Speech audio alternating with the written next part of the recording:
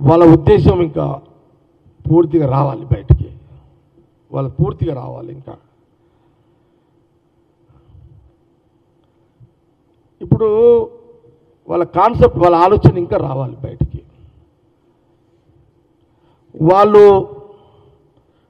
మోడీ 11 ఏళ్ల పాలన చూసింది ఏంటది, అది ఏమంటారు తెలుగు, కాక్రోజు ఉద్యమం. ఆ వ్యవస్థాపకులు ఎవరైతే ఉన్నారో కాక్రోచ్, వాళ్ళు రెండు చూడాలి. ఈ దేశంలో 11 ఏళ్ల పాలన మోడీ బీజేపీ ప్రభుత్వం యొక్క పనితీరు చూడాలి, ఈ కాక్రోచ్ ఆ వ్యవస్థ నాయకత్వము. అట్లాగే జవహర్లాల్ నెహ్రూ నుంచి తీసుకుంటే ఈనాటి రాహుల్ గాంధీ వాళ్ళ ఫ్యామిలీ పరిపాలన మీద కూడా చూడాలి. ఈ కంపారిజన్ చేయాలి ఈ రెండుటి పాలన మీద చేసి, వాళ్ళకు కూడా ఈ కాక్రోచ్ వ్యవస్థ లీడర్షిప్ కూడా తెలిసిపోతుంది. ఏం తెలుస్తుంది వాళ్ళకు కూడా,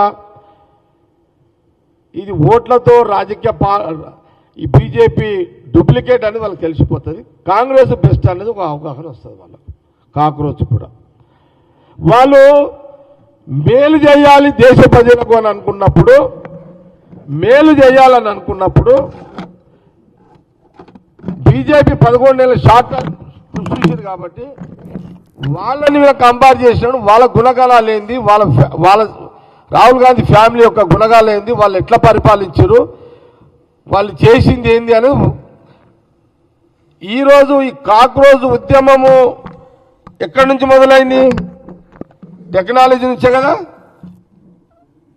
సోషల్ మీడియా. ఇది ఎవరు తయారు చేసింది? ఎవరు ఇది? ఈ కాక్రోచ్ ఉద్యమము ఖాళీ ఏది బటన్ నొత్తగానే ఇప్పుడు సోషల్ మీడియాలో వస్తుందంటే కారకులు ఎవరు? రాజీవ్ గాంధీ గారు. ఓకే, ఈ టెక్నాలజీని తీసుకొచ్చింది ఎవరు? కాక్రోచ్ లాంటి ఉద్యమ నాయకుల ఆలోచన కలిగించి ఇదొక వెలుగులో తెచ్చింది కారకులు ఎవరు? రాజీవ్ గాంధీ గారు.